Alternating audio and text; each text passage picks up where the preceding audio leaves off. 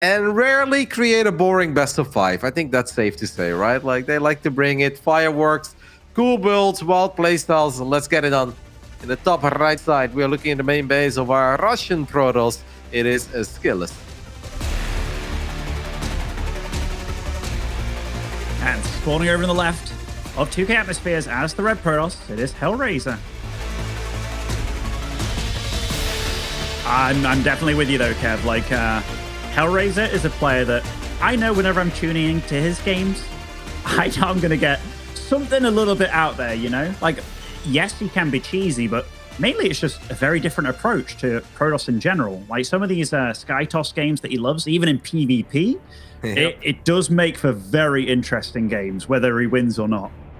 Yep, definitely won't forget the game he had on Romanticide against DNS. I thought DNS was going to take that series. Hellraiser just sat there, built Void Rays and Immortals, only had 20 Void Rays with Flux Veins and started flying around the map and killing everything. And I'm like, okay, I can see how this is pretty good, especially once you get 4 bases, right? I feel in Wings of Liberty, the way that I look back at StarCraft 2 expansions, Ben, and I don't know if you agree with that, but I feel like in Wings of Liberty, it was like, if you can get up to 2 bases, you're probably winning, right? Because it's hard to take that second base. I feel like Heart of the Swarm was often the battle around the 3rd. And then Legacy of the Void, I feel a lot of strategies really evolve around getting a 4th base. I think for Terran is very important against Protoss. And in PvP with certain playstyles, you can't really do all the high-techy stuff of 3 bases. Or you can do it once, but then if you lose your units, that's it. The game is over. So it's always about that 4th base. Yeah, even with unconventional openings, Hellraiser seems to find ways to stabilize on 4 bases, and that's pretty impressive. Yeah, I've never really thought about the expansions being almost like, hey, here's an extra base that you can play with, see how it works out for you. But I guess it does in a way. Like, I know for me, TVP, I kind of go by a rule set that Gabe talked about in his stream. He was like, yeah, like if you're on equal basis with the Protoss up to 3, then it's usually advantageous for the Terran. But beyond 4, that's where they can afford the whole, you know, all the Blink DTs and stuff that have really came alive. But here, it is PvP that we're watching. Both players did opt for probe scouts with 2 gateways on the high ground, so no weird shenanigans going on there. And some pylon blocking going down for SKillous.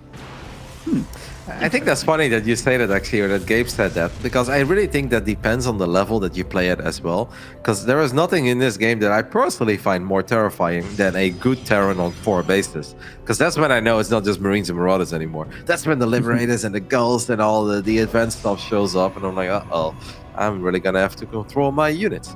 Anyways, we'll talk about PvP for now, as SKillous is a big fan of opening up with 4 Stalkers. For a while, this was a running joke on my stream, where I said SKillous has tried 87 times to out-micro 4 units of opponent near a shield battery, and it's 0 to 87. He has never won, but he keeps on trying. 4 Stalkers, I guess it's just his way of scouting, as long as he's not too stubborn and tries to win the fight, because you can't out-micro the shield battery, SKillous. No, you certainly can't. And seeing this Phoenix in his base, like it's obviously hallucination, that kind of gives away that he knows what Hellraiser's gone for. At least he's not going to have 4 Stalkers, it's going to be 3 at best. But yeah, Kevin, you're totally right. It is the 4 Stalkers, but going up against just 2, obviously he can do this hit and poke in and actually waste that shield battery energy as well. Yeah, but if he sticks around a little bit too long, like he did so many times, he just gets force filled in, and he almost gets a unit, doesn't get it, and loses 2 Stalkers. And I'm like, come on, SKillous! You're the most stubborn player I've ever seen. It seems like he has learned his lesson, though, man. He didn't overstay his welcome. He didn't dive in too deep. Didn't get force filled in, so I guess it's just SKillous' way of feeling comfortable in PvP, because you do get a scout off if you're in your opponent's space. You absolutely do. And it's not as if he's super all in with it, gets his own sentries after the 4 Stalkers and gets to get his scouting going off. And we do see 2 different tech patterns by both these guys. The Robo, maybe the safer option by Hellraiser. And wow. Ooh, how do you feel about that? It is the Twilight Council, but the Blink was cancelled and he's gone for charge here. That's a very hit or miss. It seems like SKillous is reading this as Hellraiser is going to attack me with probably 1 Immortal, a War Prism, and then a lot of Gateway units. And then if I get it's very hard to kill that with Blink Stalkers. You know, if you kill the Immortal or you try to kill the Immortal, get saved by the Prism. If you try to kill the Prism, the Immortal can kill all your Stalkers. So SKillous is trying to counter that potential play by going charge before Blink. But Hellraiser is actually not planning on moving out. He's just going up to 3 bases. And then maybe we'll just get a nice macro game where they both completely skip Blink, which is honestly a bit bizarre. You see it sometimes that one of them skips it, but both of them, you don't see that very often. No, definitely not. And SKillous, he's obviously adding on quite a few gateways. This doesn't suggest anything so far. Going up to 6 on 3 bases is pretty darn normal. If he adds on a few extra, then we can start thinking, okay, this might be a little bit crazy here. But both just kind of moving on up different ways, both going for charge first as well. And oh, wait, no, it is a bit of a cancel there. Wait, another cancel. Hellraiser a little bit indecisive with what he wants to do. Wasn't his charge like halfway done of Hellraiser? No, he went charge, cancel, blink, cancel, charge again. Okay, so no, in a way, I don't hate it anymore for SKillous, because if you look at the army of Hellraiser, that's an army that's supposed to be really good against Stalkers. It's not very good against Zealots, or it would be decent if you could force field. But since SKillous is already getting access to a Templar Archives, he's going to get very quick Archons. And I actually think SKillous got the better hand of this dance, because we like Immortals, but if Immortals are forced to shoot at Zealots and Archons, do we still like Immortals? Yeah, I see where you're going. It's just, Hellraiser's obviously setting up quite defensive and scouting pretty decently, and I feel like he knows what's up, right? Like, if he just makes sure he fights near those batteries, which he has, and he's making 6 at once, Kev, like, he is definitely respecting what SKillous has done, but he agrees with you. He doesn't really like his army against what he's up against. No, that's why he's getting the 6 batteries, but I do like just having one Archon himself. So now he could also break force fields, and just having one Archon is something that's very, very, very hard to kill near batteries. SKillous is going to see that army, he's like, I can engage that, then he's going to see all the batteries, and he's like, I don't think I can engage this. Right, SKillous, you don't really win a fight against 3 or 4 batteries. One of his Archons very low on HP. I do like that he split off a couple Zealots. He wants to get that Archon. There is an overcharge. SKillous, you have to disengage immediately. And that is exactly what he does. High level play coming out of both sides so far. Yeah, absolutely. Like, Hellraiser's been put in a bit of a nasty position here, but he's handling it very well, constantly trying to bring him back to those batteries at third base. But yeah, he hasn't taken too bad a fight at all, and resources lost is pretty damn close between them still. Yeah, this is the scariest moment though, because this is where normally the Zealots can shine. That second Archon just not quite ready in time. The barriers are completely gone of 2 out of 3 Immortals. I gotta say, Hellraiser is doing a really good job in making sure that he can get another Archon out. But look at the Archon count on the side of our Russian Protoss. Jeez Louise. SKillous has 5 Archons here. Well, that's kind of all he has. If I'm SKillous, by the way, I start running into the natural now. Even though all the batteries are there is no army there. I think so. If he can pull this army away, but maybe he's looking at this and he's like, you know what? That's 3 empty shield batteries. He can keep on doing it. And I think he's playing really well. And honestly, yeah, these kind of fights, 4 Archons there. Needs to back away, though, that shield battery overcharge. Or does he? He's still going for it, but realizes a bit late and does pull away. I think this time he maybe could have stuck around, but why take the chance when things are going perfectly fine? Hellraiser is now up to 4 Immortals, but Archons are just a bit better, especially if Zealots are in front of them. A couple of these Archons are low in HP though, but very sexy micro. Hellraiser does finally make it into his natural, where he still has batteries, but most of them are drained. And I am afraid for Hellraiser, there is a little too much HP on these Archons. This was honestly a very cool fight, and I think great defense by Hellraiser, but just even better aggressive execution by SKillous. I love that, man. That was actually very fun to watch. It was very fun to watch. Like, I liked the calls by SKillous that you talked about. Like, he's going for charge, going for the Archons here. And yeah, the Immortals don't do what they want to do. Hellraiser realized what was happening, though, and absolutely promptly respected what was going on. Those 6 shield batteries, it wasn't enough.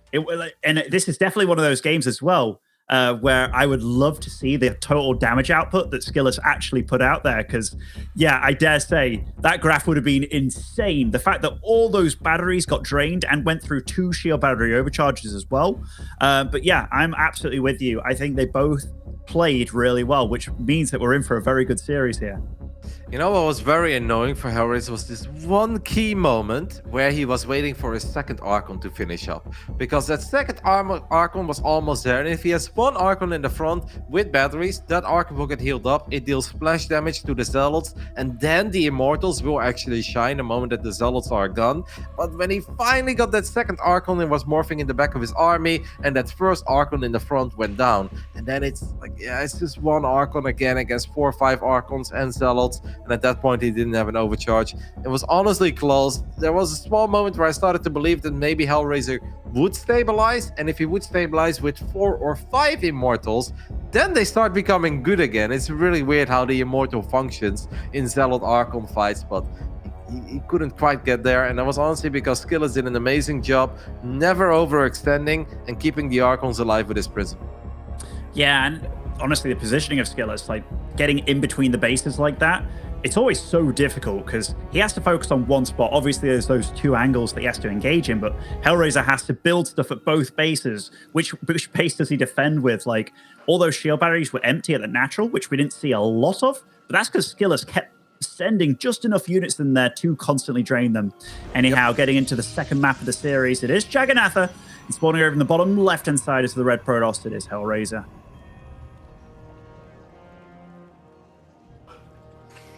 And taking the 1-0 lead in this lower bracket best of 5 here in the playoffs of the DreamHack Masters Europe. We're looking at the main base of our Russian Protoss, currently teamless. It is SKillous.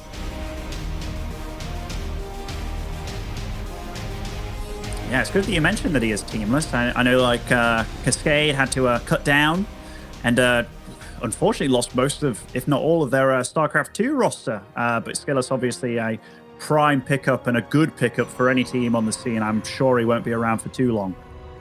I hope so, because he really deserves it. I think SKillous is a great kid. He's very hardworking. He keeps on getting better. It is safe to say that this young man has not peaked yet. Maybe overshadowed a little bit by all the success that Maxi Paxi has found over the last few months. But make no mistake, Skillous is a real contender in the European scene. Yeah, and I mean, if you get compared with the absolute best, and it's like, yeah, he's not doing that much worse than the absolute best in Europe right now. I mean, that says more than enough. Anyhow, this game, it is a double gateway by both of them again at the top of the ramp. So none of these 1-gate shenanigans that we've seen so much of in the European scene. But so far, both the maps haven't really called for it unless your name is MaxPax. Yeah. There are some Protosses who will just always do it to get away with it. Papi, yeah, the Polish Protoss, also a youngster. Big fan of just 1-gate fast expanse. These guys are not going to do it. I do think doing it against Skillous is a bit risky because I feel that Skillous is very, very good when it comes to offense. And I also don't really see Hellraiser as the kind of guy to suddenly go for a 1-gate fast expand on the low ground. Not on this map. Blackburn and Oxide, sure. I'm sure that he is no stranger to it, but I'd be really shocked to see it on this map or Lightshade. Maybe even Romanticide. Romanticide is probably a bit more appealing than the other 2 I just mentioned. Yeah, obviously with that nice ramp up on Oxide and Blackburn, and before that the Pillars of Eternity? Or am I getting the name? Are you serious? I might be a little bit serious, Kev. I remember you got it wrong one time, and then it's forever stuck with me, you know. Pillars of Gold? Yeah, there you go. You know, Kevin, I was trying to save you there. You know, I was trying to save you, but... No, I mean, I knew it. I actually wanted to say for fun Pillars of Empire, just to see if you would believe me, but because you called Eternal Empire Eternal Palace once, or I wanted to say Pillars of Palace, just to make fun of you, but you got there, man. You got there. You know, I love the fact that Street Fighter will forever have one of its main characters be the Hulk from now on, and ever since this moment, you're trying to get me at any point you can get, you know? This time, the 4 Stalker build that I made fun of could actually, I want to say, find some more success, but it's still going to be 4 against 6. Damn, Hellraiser got all these units out real early. Still is going to end up losing a Sentry, but in return, Hellraiser will pick off a Stalker. While I was making... How did he get 6 units out? Okay, I guess Skillous has the same 6 units out too, and I guess Jagannatha is kind of long. That's pretty fast by Hellraiser. Well done. Not the worst trade. I actually like trading a Sentry for a Stalker. Even if the Sentry costs a little more gas, I just feel Stalkers overall more valuable. Yeah, and I mean, having those units turn up at your side and you kind of sending him back home, even though it's not much, I always kind of like that. Get away, get off my lawn. Maybe it's the old man in me talking at this point, but Hellraiser did go for 2 adepts as well, and he's doing his own 4 stalker hit squad here, so a bit of tit for tat. And those 2 adepts, they are going to send over, but SKillous more than prepared here for these tricks of Hellraiser. Yeah, that's nice though, because it's 4 minutes and 30 seconds into the game. This is where people often don't have the probe there anymore, because who the hell makes 2 adepts after 4 stalkers and 2 sentries? Well, apparently Hellraiser is one of them, and I have to admit it's starting to become more and more popular. I've seen Mana and Showtime do it a few times as well, and I think Hearthstone too, especially on this map. I don't know what it is about this map, but they really like to do it on this map. I have no idea what that stalker was doing over there, but SKillous giving away a stalker for absolutely free there. We'll get the scout off with his hallucination, which is nice. Get to see a forge. That's usually the signal that, you know, this game is going to go on for longer. And Hellraiser actually gets up his tech quite a bit quicker, along with that forge on the way this game than SKillous does. Yeah, Hellraiser definitely has a better start here. It is not the kind of advantage where you can be like, wow, I have no idea how SKillous is going to win it. SKillous could absolutely still win it with just a pick off here and there, or a good fight with a nice Guardian Shield, a solid force field. But at this point, he is on the back foot, and it is not getting any better for him. When you look at the upgrades, you look at the timing of this third Nexus. Yeah, SKillous is going to need to find a little victory somewhere. And I have to admit, it's kind of hard to find them when your opponent has observers, sentries, and stalkers that are, of course, very mobile. Yeah, I mean, getting 1 adept down is actually quite nice. I mean, the threat then of having your economy rampantly owned, like this 1 shield battery will stop.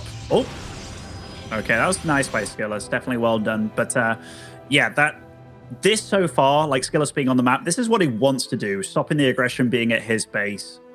He does have a tiny stalker advantage, and he has 1 more sentry. He's going to show up here before that battery is up. I still don't think SKillous can get a whole lot done here, but let's see if he can make magic happen. He does end up losing his own sentry very quickly. Without a pylon or a prism, how long can you really stick around here, Ben? Not very long at all. I mean, those sentries are very exposed, and Hellraiser does realize it. Ooh, nice move away. Oh, that could have been risky by Hellraiser, blinking into somewhat unknown there. Oh, Hellraiser going for resonating glaives behind this. Now, SKillous was actually the one who was busting this out non-stop 2 DreamHack seasons ago, I believe. This time, SKillous has apparently shied away from that. He's like, nope, I like just going charged like everybody else is doing it. But the funny thing is that when SKillous was doing it, he wasn't doing it to hit some sort of a devastating timing attack with his resonating glaive adepts and then a couple of immortals. It was more to survive the Zealot Swarm and use it as a smooth way to transition into double Robo Disruptor. I really wonder if Hellraiser has the same approach, or if he is going to try to be aggressive with a buttload of adepts. I mean, it's cool, right? And this is so hard to scout, because this hallucinated Phoenix, if it flies in there, and you see, like, okay, it's just a ton of stalkers, as long as he doesn't warp in a buttload of adepts at any point, there's no way you can know that this kind of thing's happening, which, yeah, it's definitely cool. Obviously, the counter to adept is a lot of Archons and things like that, because they don't really do super well in those big skirmishes, but there is definitely a timing window where they trade so damn well against Zealots. Yep. What's also very good against somebody who tries to be aggressive with Resonating Glaive Adepts are a lot of static defenses. Adepts suck against cannons, they suck against batteries, they basically suck against a lot of things that are tanky. This Hallucinated Phoenix still doesn't really see it. Now, the War Prism is going to fly towards the top left side of the map. I have to say, that's a little bit odd. Hellraiser warps in a lot of adepts. Man, this is a wild strategy. I gotta say, I kind of like it, and I'm really curious to see how this one plays out. You know, I'm looking at this and I'm like, okay, this is the first that SKillous sees of it. And he's warping in Zealots to deal with this, which, you know, why not? And in fact, I think he's dealing with this quite well, but he is caught out of position here by Hellraiser, and that is quite a few probes already falling. Yep, and he uses the battery overcharge, but it gets picked off immediately. Does blink forward to take care of the Immortal. He's losing a lot of probes, but he's also kind of losing this fight. SKillous needs some extra units right here, right now. But even if he gets those extra units, he is taking a beating when it comes to the economy. What a beautiful attack by Hellraiser. I love the way he did it. And SKillous is pretty much down and out in this game, as he's 22 workers down, 50 supply down. and he is forced to tap out. Well done, Hellraiser. That was marvelous. That was really cool. Like that, you don't see that often. You don't see that barely ever, but that looked like it was the absolute perfect thing to do against what SKillous was doing that game. Well executed, well strategized, and well hidden as well, maybe more so than anything. Because like SKillous had no idea what was coming until it literally arrived at his natural. I think that really is the key point, that it was very well hidden. What is also interesting to point out, as we're talking about a lot of different things, is that Hellraiser was getting very quick +1 armor. I don't even know if it finished up there in time, but I guess it makes the Adepts a little more tanky against some Zealots if they do get on top of it. But I love the way he did it. SKillous did make one crucial mistake, of course, and that is that he was a little bit indecisive. At first, he just warped in a couple of units, then he's like, that's not enough. So he brought over his main army, which then exposed his third base, and that made it very easy for Hellraiser to get up to the high ground with the Stalkers and the one Immortal. And SKillous moved towards the left for no reason. There was nothing to fight there. Maybe he was looking for the Prism or the main army, but none of it was there, and it opened the door on the right side. Then he was forced to actually run into Hellraiser, but it was supposed to be the other way around, right? If Hellraiser is the aggressor, he is supposed to run into SKillous, and if SKillous is in the correct position, then it becomes really hard for Hellraiser to kill that battery, because what are you going to do? Are you going to ignore it? No, you can't ignore it, because Stalkers near an overcharged battery are never going to die. So then you would be forced to blink forward instead, rather than your opponent blinking into you, and that means you have no more defensive micro. So SKillous did make a mistake there, but none of that really matters that much, because Hellraiser had a cool build and just executed his build incredibly well. Yeah, I'm actually, those are the kind of games I really like from Hellraiser, where he's obviously quite smart about the game, right? Like, you can see that a lot of his approaches, even if they don't necessarily work out right there and then, you can see the idea behind it. In this game, it was like, we talked about the longevity of Adepts, like they don't scale super well, but for that particular timing, that was exactly what he needed to do. And I'm also thinking about the battery that SKillous chose to overcharge, because I didn't see exactly where all the damage was being done. I know a lot of probes died in the main, but popping that shield battery at the third instead of the natural to help out the Zealots with the Adepts a little bit, because obviously it just got plonked straight away, but it was tough, man.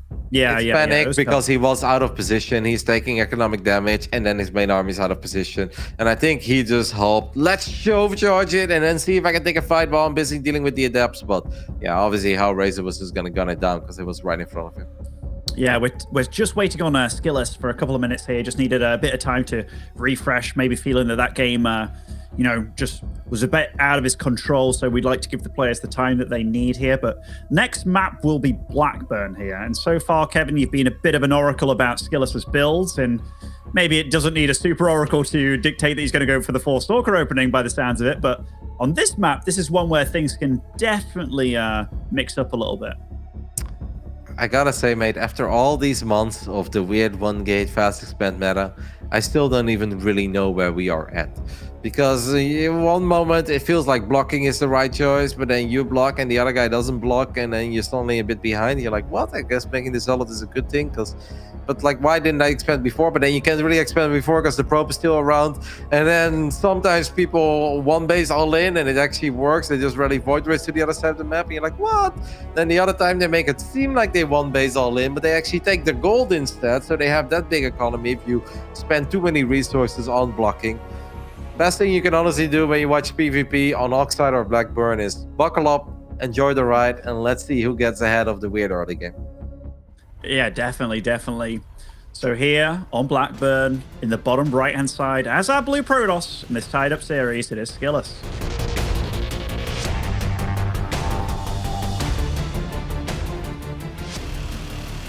And that, of course, means that in the bottom left side, we're looking at the main base of a Ukrainian Protoss player tying things up after that cool build on Jagannath. This is Hellraiser. Both so far opting for that low ground pylon, and that's absolutely what we expected here. This map being different from the 2 previous ones because, well, you have that ramp that leads up to your natural, as opposed to having just flat ground, meaning that that high ground vision, that ramp, definitely makes it a lot easier to be defensive against your opponent. And everyone just feels a bit more comfortable. It's also easy to wall off. That helps too, of course. If it would be impossible to wall off, then you still don't necessarily really want to do this. But Blackburn, I actually find this map a bit annoying to wall off. Like, it's obviously easy because it's not that big, but I don't know about you, Ben, but I often manage to mess it up. Do you? Do you have any embarrassing stories about a Ling run by, or is it just me? About a Ling run by? I mean, honestly, I've had many times where I've left depots down. I mean, but within regards to wall offs, Kev, I'm not bad with my Protoss walls, you know? Like, when I was getting into it, I was like, man, I've seen a lot of your stream where these walls end up looking like, I don't know what's freaking happened, but they don't go too badly. I did obviously have that one episode where I played against Violet so long ago in the final map where I messed up the wall kind of thing. And I was like, God damn it. But it still haunts me to this day. But yeah, so far, both going for the Zealot and both doing the exact same thing to one another. So yeah, you were right. Buckle up. Yeah, it's like they don't really want to make the Zealot, but you kind of have to make the Zealot, because if you don't make it and they drop the pylon, then you just have no DPS to ever take out that pylon. And then your opponent is just going to get pretty far ahead if they expand and you don't. And if you then also start blocking, then things can get a bit wild. So SKillous goes for the Stargate, Hellraiser goes for the Stargate. It seems like they both want to expand, even though Hellraiser lost his probe. That's actually a bit sloppy, because you want to keep that probe around for as long as possible, so it can give you the heads up of what the tech is. Because SKillous has a big advantage now, Ben. Since it's target against target, that shouldn't necessarily be an advantage, but he knows that it's target against target, and Hellraiser doesn't. I think what's interesting for me this game, Kevin, is how late the warp gate is for not just Hellraiser, but even SKillous was quite delayed with it. Like Hellraiser might not even make it, mate. Maybe he goes Void Ray Immortal.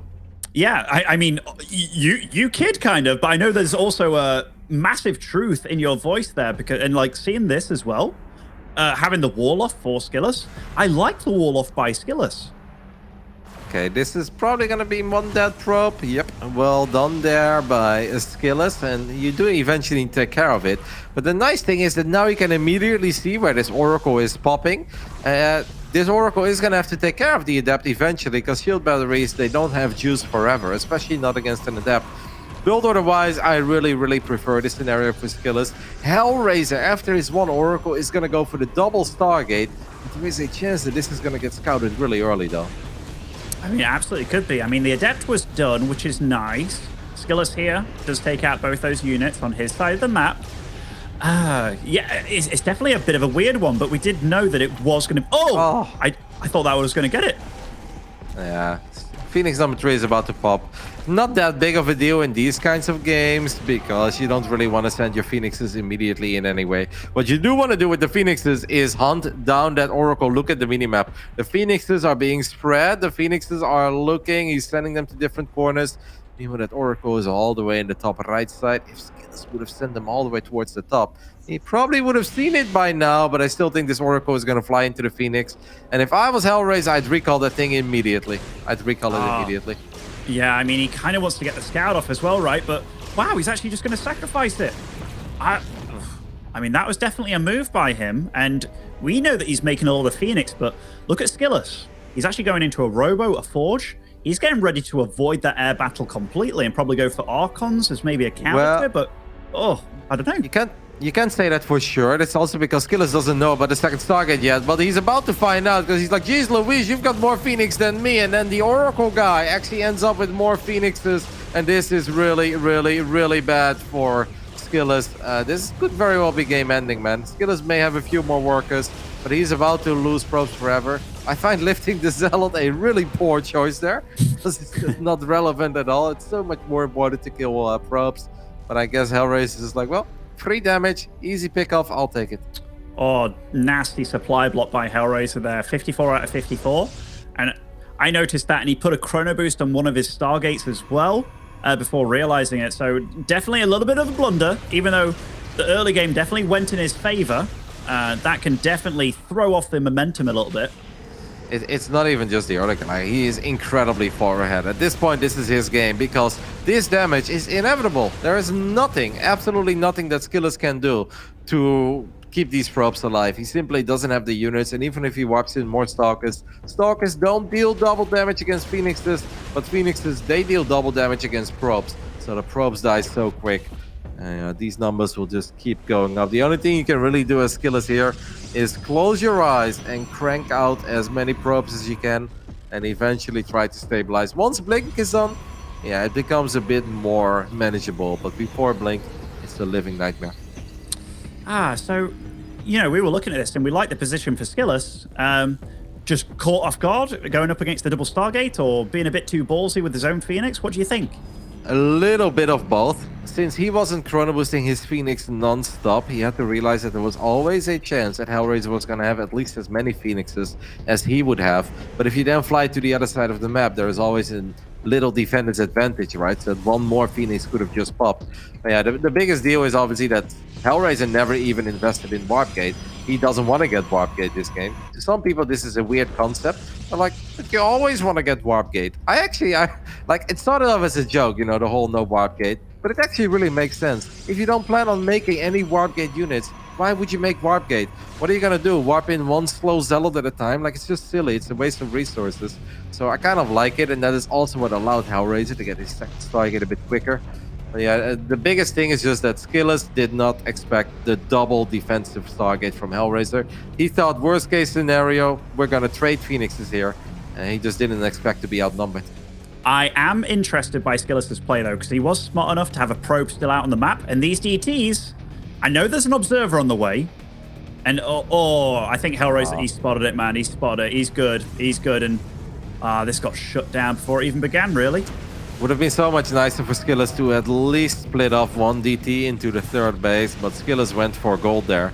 SKillous is actually 8 workers ahead, which is remarkable to say the least, because he's the one who has been losing probes and could have even been losing a whole lot more.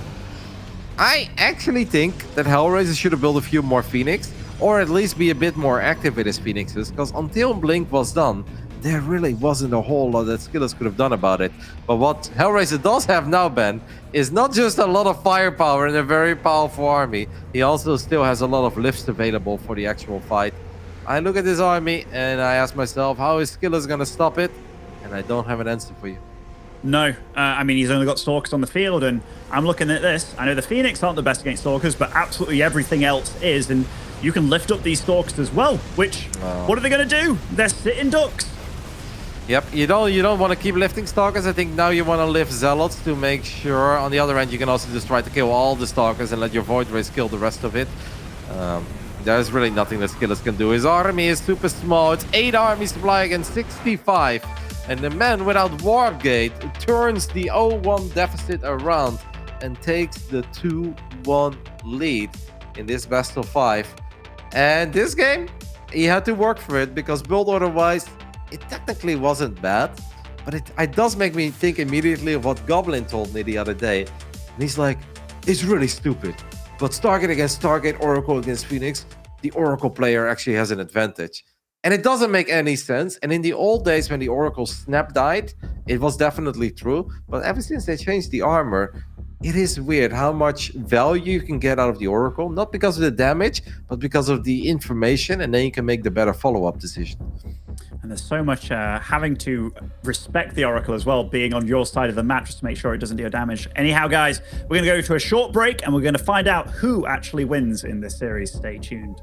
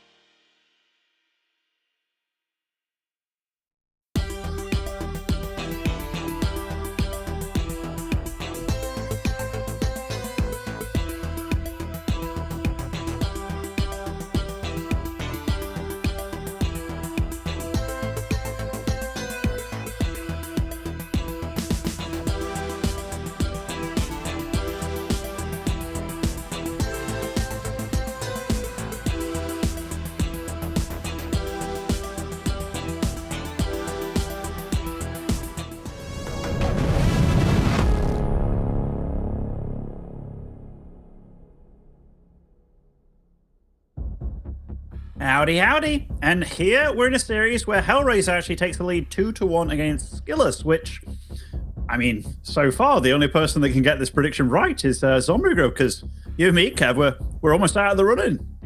We are almost out of the running, but yeah, who cares about the prediction god anyway, am I right? It's been a fun series. Maybe we didn't have the super epic, long back and forth games yet, but I feel like the games have been very hard to call so far, and I do think that the players are playing at a high level, so I am thoroughly entertained, even though I'd love to see that 25-minute banger.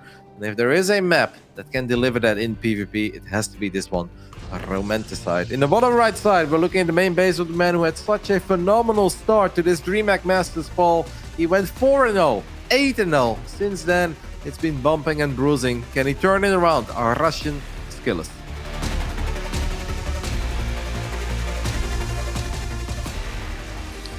And on the top left of Romanticide, spawning as the red Protoss, it is Hellraiser.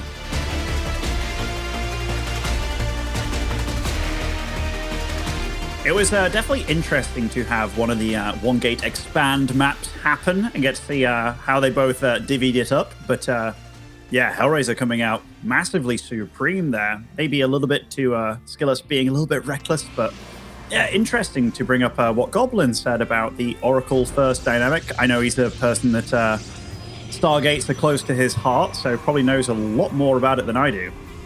Well, it's funny because when he said it, like at first in my mind, the old school way was always like, oh, Phoenix against Oracle is a free win. But people get better. Shield batteries have changed a little bit. And then the Oracle armor being changed, that really did make a big difference. Because for the people who haven't been around forever, there was a time that Oracles had the same armor type technically as a probe. So a Phoenix would deal double damage, and it was like paper. You would just cut right through them, they would disappear. Then they changed it, so now Stalkers are a lot better against Oracles, because Stalkers weren't very good against Oracles before. But Phoenixes are less good against Oracles, and it's just a bit harder to kill them, and as long as you don't kill them, you can't get too greedy, but the guy with the Oracle often still gets a bit more information than you, because he can fly out and recall, but if you fly out with the Phoenix and you're not ready for that Oracle, you're gonna lose 6 to 7 probes, unless you get a shield battery in both bases, but then you also start falling behind, so it's a very weird dynamic. It doesn't make sense that the unit that can't fight back is good against the unit that does fight back, but yeah, it does often turn out pretty favorable for the Oracle player. Yeah, it's not clean cut, right? And if it was always like, well, Oracle is just better against Phoenix, then everybody would open up Oracle, but they don't. Like, PvP is in this, I don't want to say this mystery zone, but it really feels like this is one of the mirrors that absolutely has not been figured out. Hence, all the possibilities, all the strategy openings, even down to like which units you make first out of the gateways. It's a matchup that has not yet been figured out, which is beautiful to see. It's going to be Adepts versus Stalkers, Stargate versus Robo. I gotta say, on paper, this does not tell me that we're gonna see a super long game. Wow, Hellraiser, what? Okay, that's actually so greedy, to be honest, opening up with 2 Adepts and then just dropping it on the low ground anyway, because he knows that SKillous is Mr. 4 Stalker, and 4 Stalkers are going to be very good against the 2 Stalkers he has. SKillous needs to keep the door shut. He does keep the door shut. There is a lot of potential here for SKillous, man. Like, Hellraiser, his battery is not going to go up. That pylon could be in trouble, and he might be forced to use his Oracle defensively, and that's not what you want. No, and goes to the battery straight away. Wow. No cancel by Hellraiser. And actually finishes off the Adept Shade as well on the other side of the map, having to recall. Now, there is a pylon that he, like SKillous, will eventually have to kill, but already this game, it's spiraling a little bit weirdly, honestly. I think Hellraiser needs to get a Void Ray, whether he wants to or not. And there it is. He's gonna queue up the Void Ray. That's a massive catch for SKillous, man. Well, SKillous was probably thinking about it, was already getting the battery, but knowing, confirming that it's there before you're actually losing probes. And imagine if that Oracle doesn't take the little detour. It would have had 3 or 4 seconds to shoot at these probes before the batteries was done. I really like this game by SKillous, but I don't know if you just want to try to end it. I wouldn't hate the idea of just transitioning now, even though he's fully walled in, and that's really annoying because you can't just grab one probe and expand. I think I'd prefer an expand here, or at least a Twilight Council and then an expand out of our Russian Protoss. Yeah, but he has no intention of that, does he? And I mean, Hellraiser is being forced to make Void Rays. He did get a full scout off with that Oracle. This is definitely a difficult haul for him because that Warp Prism acts like having your own little personal blink here.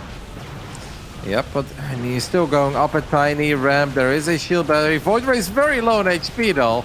All right, this one pylon is gonna fall. SKillous definitely finding some success here. Second Void Ray is almost out. Can we overcharge that battery? We can, right? That battery is close enough to the Nexus. I mean, it should be, right? Should be, but that stasis wasn't enough. SKillous reacted right in the nick of time there, right at the end, but both gateways are falling here for Hellraiser. Still has one remaining. He's urgently making them in the back of his base as well, and that's so many Stalkers. All right, there's that battery overcharge. SKillous is going to try to out-micro battery overcharge. This is how hopes and dreams fall apart. He does have 2 adepts in the... Oh, 3 adepts even. And this is where things actually go well for SKillous, but I think he stuck around a little bit too long there. But the 8 probe kills, it kind of makes up for it. But he did throw away a lot of units there, man. I mean, if there's one man that thinks shield battery overcharge isn't that good, it's this guy over here in SKillous. But, you know, he has to respect it still. He absolutely does. Yeah, man, like... I feel like whenever you think you can get a unit, the answer is already no. You have to be like 1000% sure that you just gun it down immediately. And that really got a bit painful. So Hellraiser definitely still in this. Even though he lost a bunch of probes, SKillous is losing a whole bunch of mining time.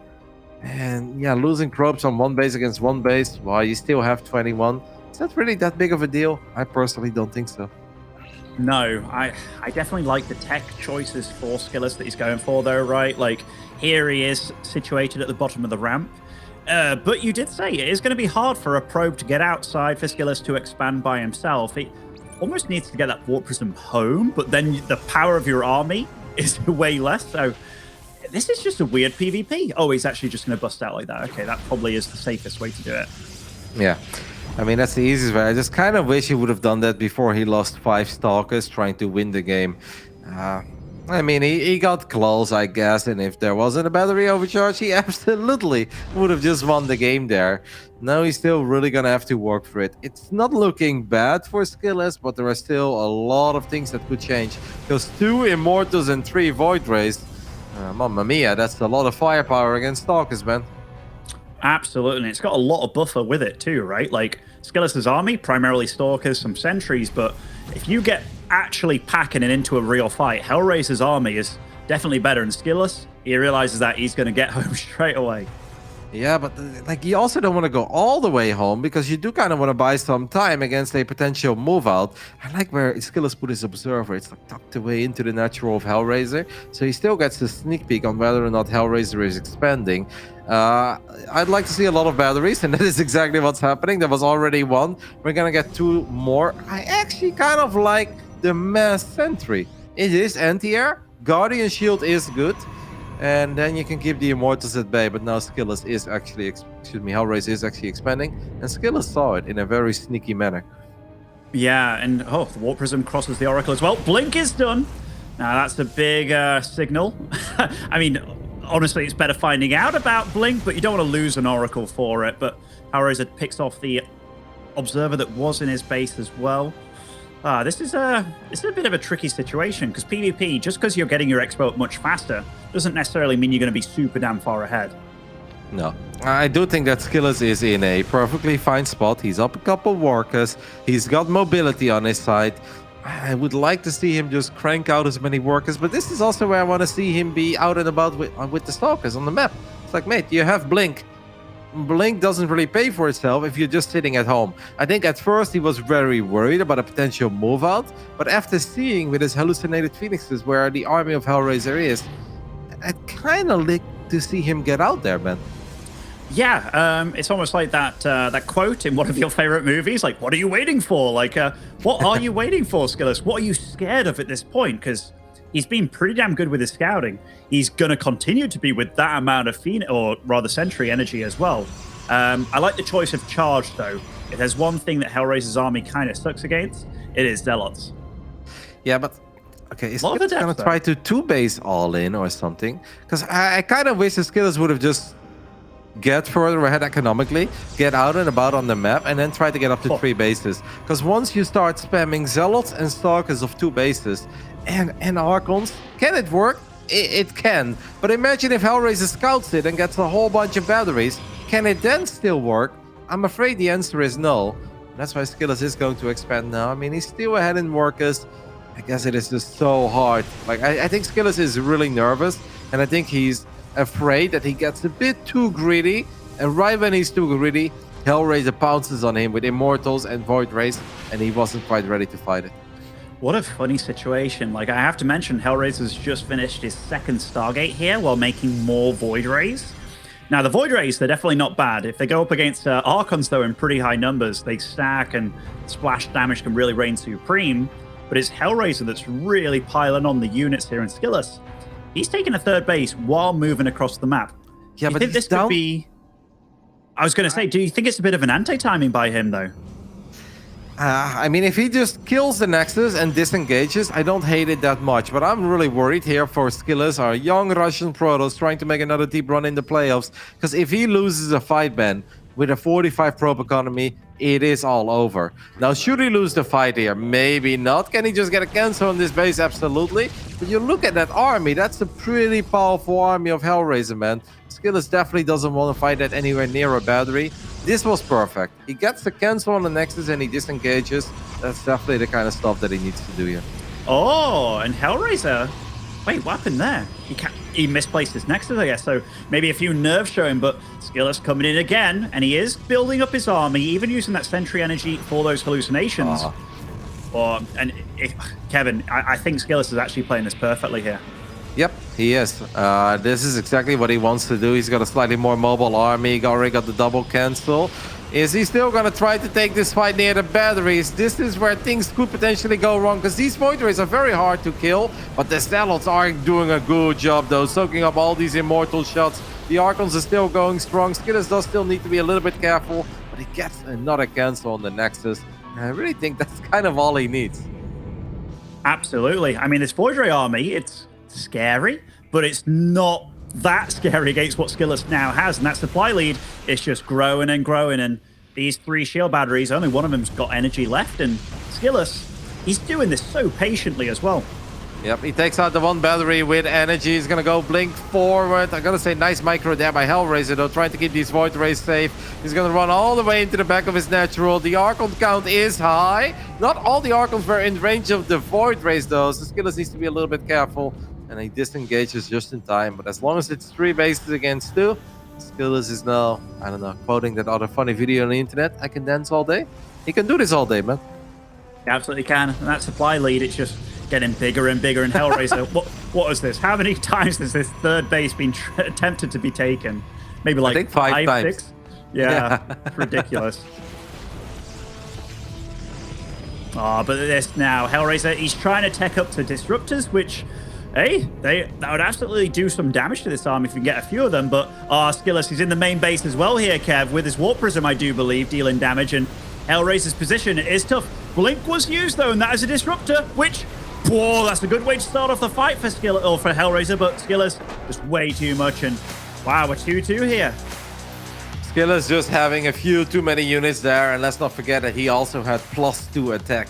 And this was not a game where the Void Rays had any upgrades. I think that one fight where the Nexus was like trying to finish up and there were 3 batteries. If all those Voids had +1 there, ooh, that would have been dicey, because these Voids, they do really pack a punch. Because it's funny how Archons are good against Void Rays, but Void Rays can also be very good against Archons, because Void Rays can obviously clump up, Archons cannot. So sometimes the Archons are like blocking each other and they're like with the tiny little T-Rex arms, but all the Voids, they can just pick them off one by one. But that didn't happen. I think you could really see that this is a very stressful series and a stressful game for both of them. SKillous maybe like in a way indecisive, but in the end, it actually is like, all right, I have 3 bases and you will stay on 2 bases. That was the game plan, and it worked out because he showed up right before the batteries really started finishing up and things got too gnarly. And SKillous also misclicking the Nexus. I mean, it makes sense, right? Playoffs, I can't even imagine the pressure that these guys are feeling. No, now it comes down to 1 map, and that's pretty gnarly here. It's pretty gnarly indeed, and SKillous just asked for a few minutes. If I was a player asking for a few minutes here, would I be checking out a VOD quickly just for like last minute preparations, or just trying to keep composed, get water just to make sure, like coming off a loss? Because he asked for a little pause before the last loss that he had as well and came back swinging. Maybe just his way of composing. I know a few players in the past, you've probably got the same name in mind, that use the tactical pause as a bit of a method to throw his opponent off the swing, but I doubt these two would do it to one another. No. They are good friends. I honestly think that SKillous is just very stressed out. And I think he's asking a little moment for himself just to calm down. Maybe he was shaking a little bit towards the end of that last game.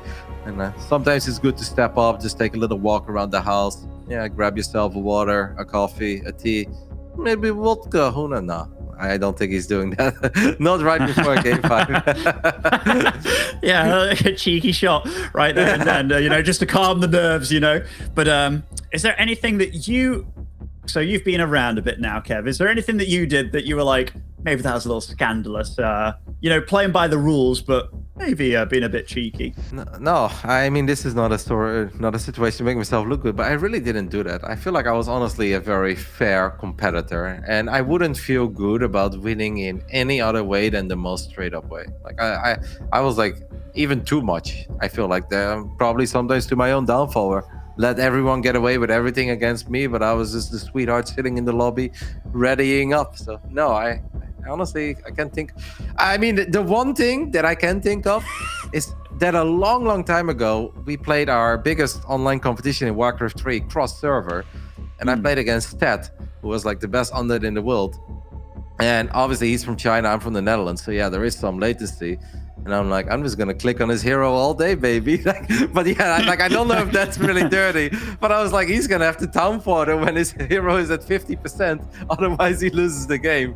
But yeah, that was my tactic on the European server too. I killed heroes. It's just a little bit harder to deal with on the cross server, I guess. But that's the dirtiest I can think of.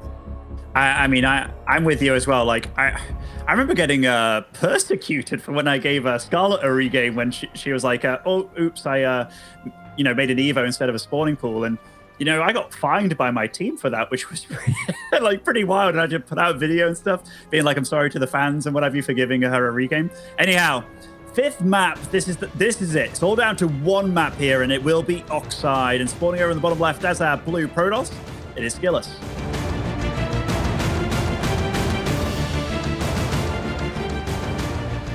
In the top right side of Oxide, we're looking at the main base of a Ukrainian Protoss, who's putting up one hell of a fight so far with his own cool, creative, unique build. It is Hellraiser.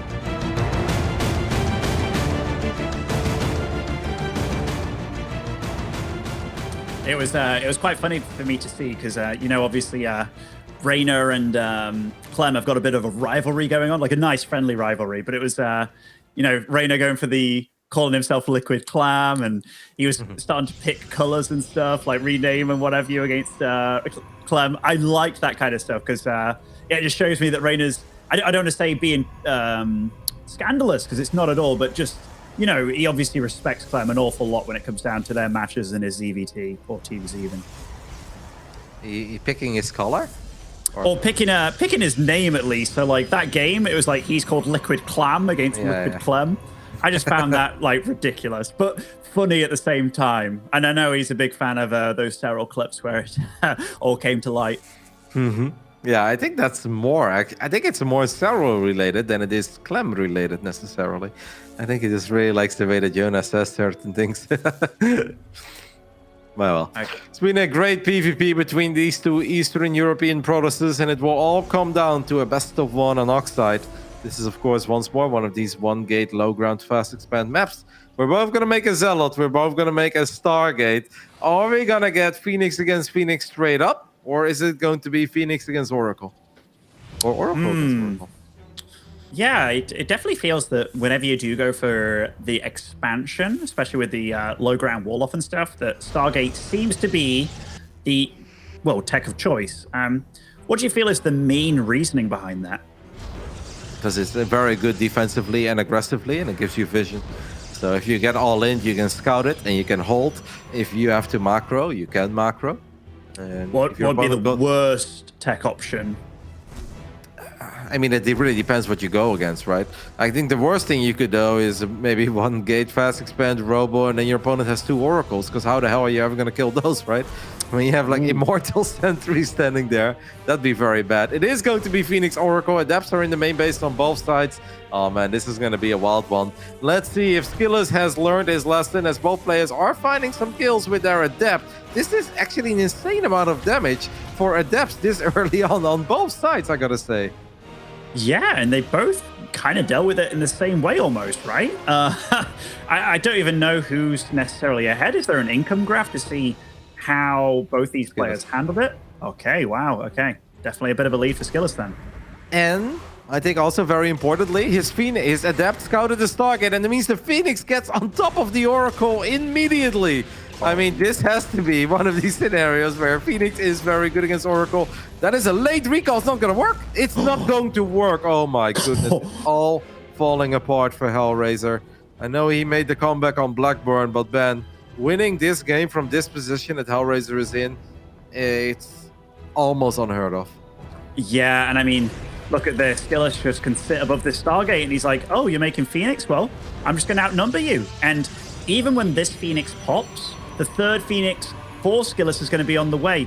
Hellraiser, we do see that the Phoenix is down by the bottom there, but oh boy. Exactly, you need to cancel it because the moment it pops, it just dies. This is very annoying, but Hellraiser knows he's going to take a lot of damage. There is only one thing he could really do, and that I think is, I want to say go for a Dart Shrine, but it was actually SKillous who already has the Twilight Council. Oh man, this is so sad, because I really don't know what Hellraiser is supposed to do. No, me neither. I mean, this Phoenix is going to come out. I mean, he can't shield battery overcharge technically, but even then he might lose this fight. He's super outnumbered here. Yeah, but it's not just about the probes in the main, it's about the probes in the natural too. 4 against 2 is not a fight you can really take. SKillous is already transitioning while being super far ahead in the Phoenix count. It's 5 against 2. Does it mean you can fight a range of battery overcharge? Probably not. Does it mean you can fight away from that? Oh, absolutely. I think he actually saw those Phoenixes leaving too. If I'm SKillous here, what I would do though is build a Robo ASAP. That is what he's doing right now. Because you have to ask yourself the question, what can I still lose to? And I think that literally the only thing he could lose to in this scenario are DTs. You know what was really cool to see? Both their reactions to seeing that Oracle die when it got recalled. Like, Hellraiser, his head just went, oh no. And SKillous actually took both his hands off the keyboard and mouse for a little double fist pump. So that just shows how meaningful. Yeah. Little double fist pump went on as soon as the Oracle died. So very, very impactful was that. Yeah, no, that's so big. I mean, it was perfect for Hellraiser, or excuse me, for SKillous this time, because it's not just that he knew he was going up against Oracle. He was there with his Phoenix when it popped, because the Adept was around for so long. We can already see the frustration, of course, on Hellraiser's webcam as well. These are the kind of games that, if this was a ladder game, I'll guarantee you, the moment that Oracle dies, Hellraiser leaves. And he loses the first Phoenix skirmish. He's like, all right, this is impossible to win. But it's Game 5 in the DreamHack Masters Europe playoffs. Yeah, you're going to try to make the impossible happen. But normally, there simply is no way to win a game like this. Yeah, this is just super unfortunate. And I mean, both these guys were very evenly matched in this series. Like, it going to the final game just shows how close it was. But this game, just luck was not on Hellraiser's side. And I say luck a little bit, but yeah, SKillous just handled the early game just a little bit better. You can say that it wasn't on his side, but SKillous also forced his own luck, right? It's not that SKillous did something random and he got lucky. No, SKillous was clearly looking for everything that, he accomplished. That's how he got lucky. Hellraiser is now getting cannons in a 2-base against 3-base scenario. The only thing I could maybe think of, man, is why don't we try to win on 2-base Disruptor? Like, I know it sounds ridiculous, but everything you do from this position is ridiculous. So maybe try to get Disruptors and a couple Blink Stalkers and try to win like that. Yeah, like I say it a lot, Kev. It's like whenever you're put in a really terrible situation like this, any move you make is going to look like the wrong move. It's going to feel like the wrong move. So you almost have to pick the least wrong thing in your mind and go for it. But right now, SKillous, he's ahead and he's doing everything. He's ticking all the boxes, making sure all his I's are dotted and his T's are crossed, and just doing everything to stay ahead in this game. And Hellraiser, He's fighting because this means so much to both of them. So wild that exactly 1 year ago in the DreamHack Masters Fall 2020, they went up against each other in the lower bracket round 1, and back then SKillous was able to come out victorious 3-2, and now it's starting to look like history will repeat itself. Hellraiser is getting +2, he is gonna get the glaives, and he is gonna try to go up to 3 bases. But we just saw a lot of gateways finish up. I don't know what's many or a lot in Russian, Ben. I don't know how good your Russian is, but those gates are ready to warp in some units, and I think SKillous is ready to pounce on whatever Hellraiser has left. Yeah, definitely. Hellraiser might have got the little, go ahead of these Stalkers being at the bottom of this ramp here, but yeah, now the Phoenix do join, and these Stalkers do get into the main, and this, I like Hellraiser's choice of going something a bit wily with the Adept Glaives again, but this is a very different scenario to that Jagannatha game. I do feel that maybe SKillous could have tried to do a tiny bit more with the Phoenixes. Then again, it's very hard to harass against the 2-base Protoss, but the moment that Hellraiser started spreading himself thin across 3 bases, I think there was some potential for a few more lifts, but SKillous is not focusing on the little battles at this point. He's focusing on the big one. What he wants to do is make sure he doesn't supply block himself, wants to make sure that he drops the Templar Archives when he should, and that War Prism is ready to go. SKillous is going to fully send it. How much static defense does Hellraiser have? A couple batteries, couple cannons finishing up. It is going to be incredibly hard. Maybe with absolutely phenomenal defensive Blinkstalker Micro, great overcharge, and a couple of Adepts shredding through Zealots. A 1% chance, man. I mean, if you've got a 1% chance, you're going to take it, right? Like the 5th and final map here, but that amount of shield boundaries that he has at 3rd base, SKillous has to respect it a little bit, but SKillous' army is just so much bigger and better at this point. Like, PvP, it can come down to 10 supply. 40 supply is what we're dealing with here, and SKillous just has more, it's better, it's stronger. It's such a rough spot for the Ukrainian. Yep, we do have all these batteries on the high ground. When are we going to get battery overcharge? And will SKillous respect it? The answer is yes. For a man who thinks it's not that good, he does disengage awfully quick, even when he's very far ahead, man. Yes, he does. Zealots are trying to run into the natural there, but nice wall off. Ooh!